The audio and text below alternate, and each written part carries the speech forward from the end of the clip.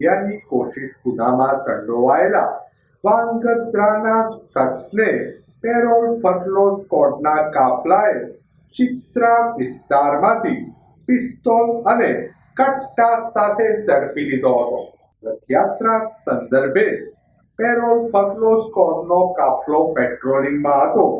તે દરમિયાન મળેલ બાતમીના આધારે ચિત્રા વિસ્તારમાં સરકારી ગોડાઉન નજીકથી હરિચંદ્રસિંહ ઉર્ફે પિન્ટુભા નીરુભા ગોહિલ રહે વાંગત્રા વાળાને શંકાના આધારે અટકાવી તલાશી લેતા તેની સાથે રહેલ થેલીમાંથી દેશી બનાવટની પિસ્તોલ અને દેશી બનાવટનો કટ્ટો મળી આવ્યો હતો.